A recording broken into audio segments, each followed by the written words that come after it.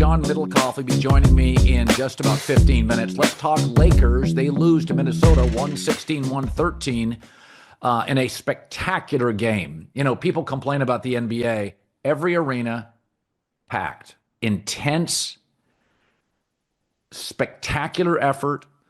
Referees allowing them to play. The NBA is just fine. So Ant Edwards, I'm not sure if you knew this, led the NBA this year in clutch time scoring in the regular season, but Minnesota also played in 46 clutch time games. So what does that mean? They've been in so many games like this because they're such an effort, size, and defensive-led team. I mean, Ant's their one spectacular offensive player. Julius Randle, I think he's played well in the series, but he's not considered an A-list scorer, especially in his playoff history. So this is a team that has the best clutch player and is the team that was the best clutch team in the NBA.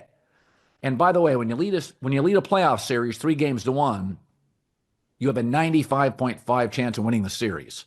So, and Minnesota's been a very good road team. We talked about this back in Los Angeles when the Lakers went down 1-0 to the T-Wolves. Lakers are not a good road team. And what I really noticed in this game is that basically J.J. Redick said, we're not playing until Wednesday. We're emptying the tank on our 5 starters. They put in what they call the death lineup, Dorian Finney-Smith.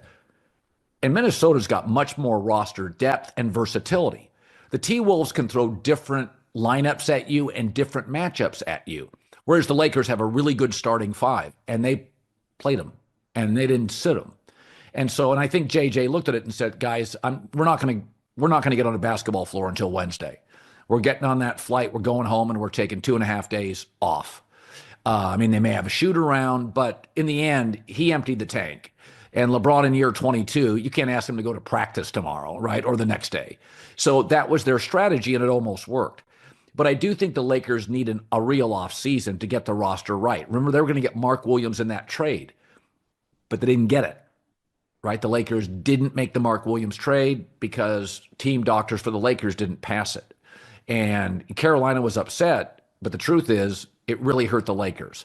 They could have used his size in this series. They could have used, again, the ability to do more things with their bigs. They're kind of trapped. You know, if you start looking around, Jackson Hayes, he's not playing. So J.J. Redick doesn't trust him. It's like Kerr not trusting Kuminga. What do you do? So Mark Williams would have been a huge asset here, a really good defensive stopper, a real physical presence, more than just a lob guy. And I think they need an offseason to get it done. You know, in terms of what the Lakers did, listen, Austin Reeves was a no-show in the first half, had a great third quarter. But, you know, I thought once LeBron made that incredible block and then Dorian Finney-Smith came down and hit the 3, I thought, wow, there's your game. But then the Lakers on the inbound, the ball gets stolen. And is that kind of a fatigue thing setting in? Possibly could be. Again, I think there's always I wouldn't call it an upset. I like the Lakers in 5 or 6 games. I think they still have a chance to win it, but they just don't have the roster versatility. And guys like Naz Reid are so good in the fourth quarter. He is one of those classic guys that everybody in the league knows how great he is, but he's not selling a lot of jerseys. He is such a valuable commodity. I mean, everybody in the league should have a Naz Reid. Every team in the league. And you think about that and you think, well, I mean, don't go crazy. But a lot of great players don't fit on all rosters. Like if you have LeBron James, especially in his prime, I mean, it drove Kyrie Irving crazy. It reduced Chris Bosh to a corner player. You had to run the ecosystem of the offense, had to go through LeBron, and it could marginalize certain players. But there are guys in this league that are effort guys, big basket guys, tough guys. They just fit everywhere. And Reed is one of those dudes. So a spectacular game for Ant. And again, talking about Mark Williams not being a Laker, look at the advantage, points in the paint. Minnesota 46-30, a 16-point edge in the paint. And there's your ball game. Just a spectacular, intense NBA basketball game. The NBA 82-game grind is done. Now the real fun begins. The NBA playoffs. Love them. They're here. Time for drama, clutch moments, Steph Curry, LeBron, jaw-dropping plays. I can't wait. If you're looking to make the playoffs even more exciting, DraftKings Sportsbook has you covered. They're the official sports betting partner of the NBA. Playing games all the way to the finals. Now's the time to back your favorite players and teams as they chase glory. So all season long, DraftKings has been the go-to spot for NBA player props. That doesn't stop now. If you want to make your playoff experience even more intense, try placing a bet on your favorite player's performance. Will they drop 30, 40, who knows, or more? It's your call. If you're ready to place your first bet, download the DraftKings Sportsbook app. Takes 90 seconds. Lock in your bets, and let's make the playoffs unforgettable. Here's something special for first-timers. DraftKings customers that are new, bet $5. That's it, $5, and get 200 in bonus bets instantly. Just make it a playoff run to remember with DraftKings. Download their Sportsbook app. Takes 90 seconds. The code's Colin, C-O-L-I-N. That is code Colin. New customers get $200 in bonus bets, betting just $5. Only on DraftKings, the crown is yours.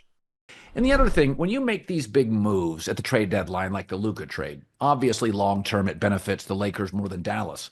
But it does feel like it's historically rare that you make like a trade deadline move, even a great one, and it equals a championship in year one. Remember, Luka had to play himself back into shape because he'd been injured.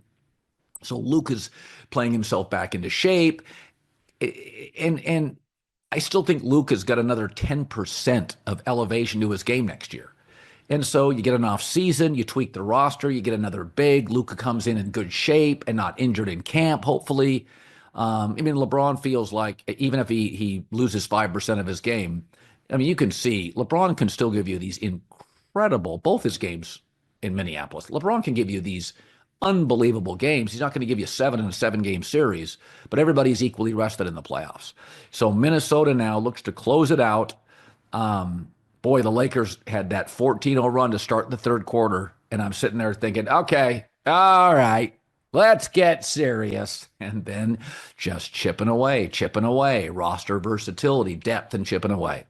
All right, let's talk about the Knicks beating Detroit 94-93. I thought the Pistons were the better team, and I thought they should have won the game. That last call, the NBA now acknowledges it was a foul. Let me talk about this. If you look at the box score, it looks like Detroit won. The Knicks shot much better from three-point land. Other than that, field goal percentage, 43-37 Detroit. Free throw advantage. Detroit was great at the free throw line. The Knicks were 11 of 18. Detroit dominates defensive rebounding, but the Knicks had twice as many three-point shots. There's your ball game. Let me. Cade Cunningham, by the way, I'll say it again, he's going to be a top 8, top 10 player in the league next year. He got a great look to win that game. Ball bounced around, went to the corner, no foul call, but Cunningham got a great look. He can create his own shot. He doesn't need to pick and roll. Guy, good handles, big body, pro athlete, stop and start game, very fluid athlete. Cade's the real deal. Former number 1 pick out of Oklahoma State. He's put 3 and 4 years into the league, and you're seeing his game is now very, very refined. So in terms of the last call, it was a bump and a foul. So I'm a huge believer in letting the players play in the postseason. I think it's more intense.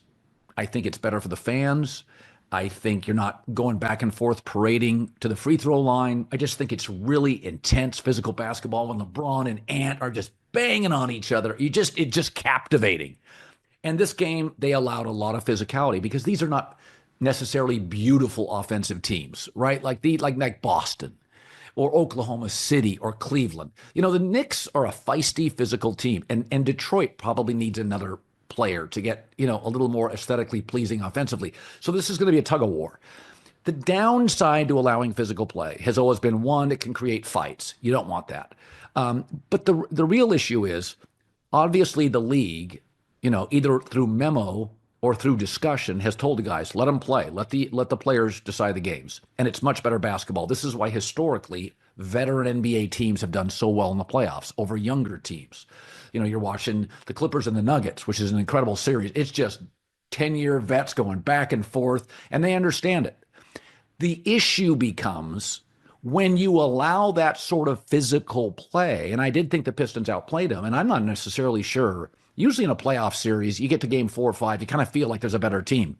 I'm not sure. I think the Knicks are better. I don't feel like by much. Obviously that Cat 3-point bomb, Brunson hit a couple of huge clutch shots. That's the difference, a shot here or a shot there. The downside to allowing physical officiating is in the last minute and a half of a game. So, these psychologically, the refs are letting them go.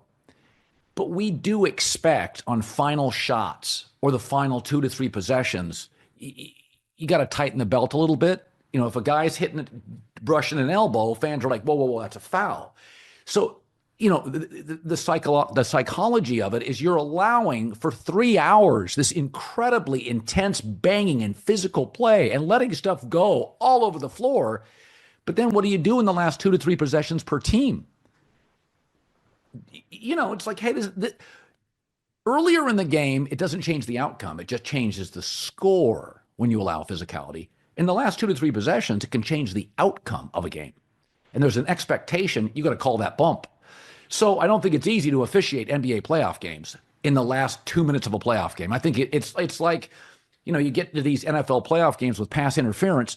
You go to a Super Bowl, they let a lot go. Very rarely will you see a lot of penalties in a Super Bowl or a conference championship. Let them play.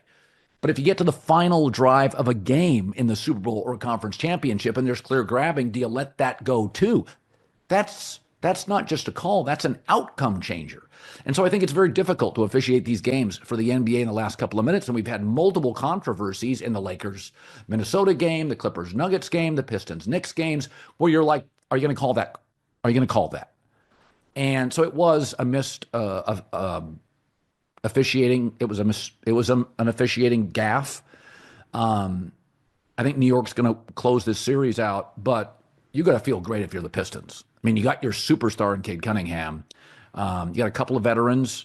It's not the prettiest lineup, but they're well coached. They fight like hell, and it's been just so interesting to watch this series. I got to tell you, that Cat 3, one of the shots of the playoffs. I mean, Aaron Gordon's dunk to win it for the Nuggets, probably the shot of the playoffs. That Cat bomb, he's such a gifted offensive player and so limited defensively, and he's a quirky player. But, Rockets Warriors, Steph put on a classic, Jalen Green, Kate Van back down to earth. All these playoff games have been so fun. All right, let's get into John Middlecoff, former NFL scout, 3 and Outs, his podcast. Let's chop it up about the NFL draft. Thôi uống nước nhiều vào. Gấp rút, không thì không kịp nữa rồi. Chào cả mọi người đã quay trở lại với kênh của mình. Ngày hôm nay mình sẽ tiếp tục hướng dẫn các bạn làm vòng. Và hôm nay của mình sẽ có tiêu đề là váy dài. Và hôm nay vòng của mình sẽ có tiêu đề là váy ngắn. Bây giờ mình bắt đầu làm nha. Ta không thích ăn cái đấy. Nhà ta có, chả bao giờ ta ăn đâu.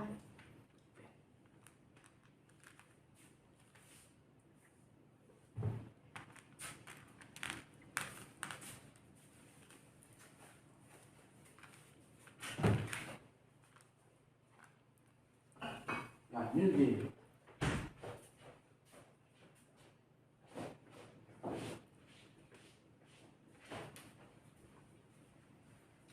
Cho mình hỏi xem có đang bắt sóng không? Có một vạch sóng.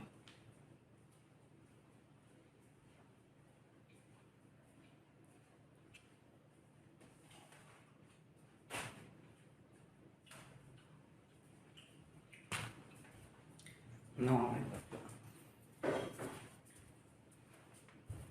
Yo. Gì? Gì?